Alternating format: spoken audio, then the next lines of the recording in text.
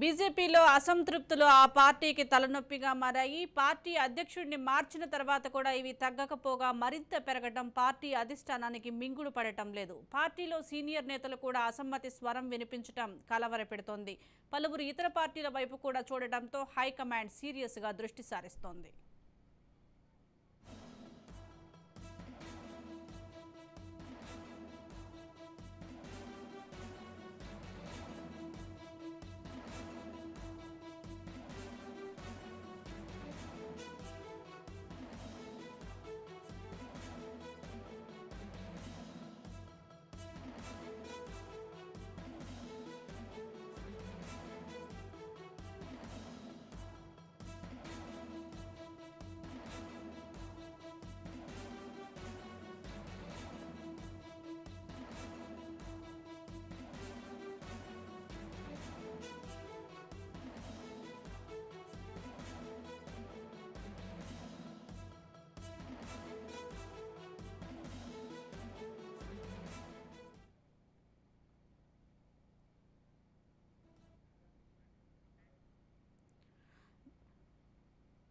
బీజేపీలో అసంతృప్తులు ఆ పార్టీకి తలనొప్పిగా మారాయి. పార్టీ అధ్యక్షుడిని మార్చిన తర్వాత కూడా ఇవి తగ్గకపోగా మరింత పెరగటం పార్టీ అధిష్టానానికి మింగుడు పడటం లేదు.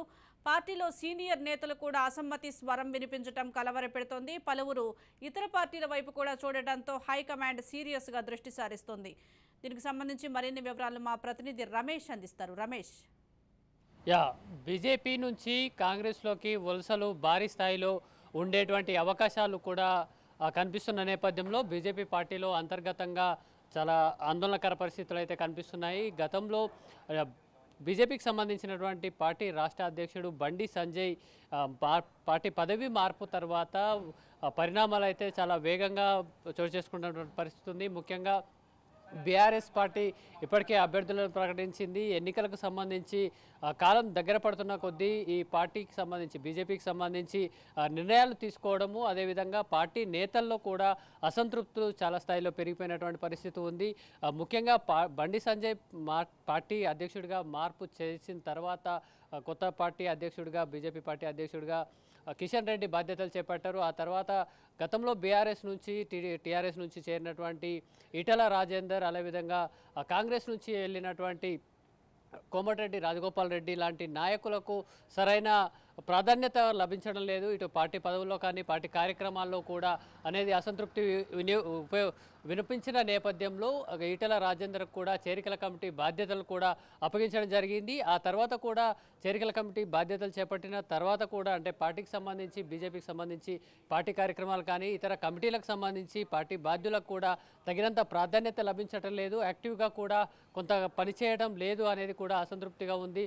గతంలో పార్టీలు కాంగ్రెస్ కానీ ఇటు బీఆర్ఎస్లో ఉన్నప్పుడు చాలా కీలకమైనటువంటి పార్టీ పదవులు అనుభవించిన వారు ఉన్నారు. అదేవిధంగా ఎమ్మెల్యేలుగా పనిచేసినటువంటి నేతలకు బీజేపీలో చేరిన తర్వాత తగిన ప్రాధాన్యత లభించడం లేదనేది అసంతృప్తిగా ఉంది. ఈ నేపథ్యంలో మాజీ ఎంపీలుగా పనిచేసినటువంటి దాదాపు 10 మంది వరకు కూడా బీజేపీ నుంచి ఒకేసారి కాంగ్రెస్లోకి వెళ్లేందుకు కూడా ఇప్పటికే పీసీసీతో పాటు ఏఐసీసీ నేతలతో కూడా పలుమార్లు చర్చించడం జరిగింది. మరో 2 సార్లు కూడా ఈ నేతలను అందరూ కూడా ఏఐసీసీతో చర్చించేటువంటి అవకాశాలు కూడా కనిపిస్తున్నాయి. సో ఒకేసారి ఇంత స్థాయిలో 10 మంది వరకు కూడా మాజీ ఎంపీలుగా పనిచేసినటువంటి నేతలు, అదేవిధంగా జాతీయ స్థాయి రాజకీయాల్లో గుర్తింపు పొందిన వారు, ఎమ్మెల్యేలుగా పనిచేశారు, అదేవిధంగా స్టేట్ క్యాబినెట్లో కూడా మినిస్టర్స్గా పనిచేసినటువంటి నాయకులు కూడా చాలామంది ఉన్నారు. ఇందులో మొత్తంగా ఈ ఉమ్మడి జిల్లాలకు సంబంధించి దాదాపు ఇప్పుడు ఉన్నటువంటి 33 జిల్లాలతో పాటు గతంలో 10 జిల్లాలు ఏవైతే ఉన్నాయో వీటన్నిటికి సంబంధించి జిల్లా స్థాయి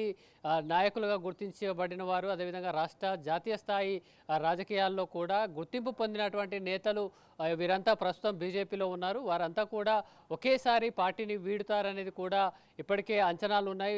వీటికి సంబంధించి ఏఐసీసీ నేతలు కూడా చర్చించడం జరిగింది. సో ఆ పార్టీ నేతలకు సంబంధించి సరైన హామీ కనుక కాంగ్రెస్ నుంచి లభిస్తే కనుక వీరంతా కాంగ్రెస్లోకి వెళ్లేందుకు అవకాశం ఉంది. వీరంతా పార్టీ మారితే మాత్రం బీజేపీకి పెద్ద ఎదురుదెబ్బ అని మాత్రం ఖచ్చితంగా చెప్పవచ్చు.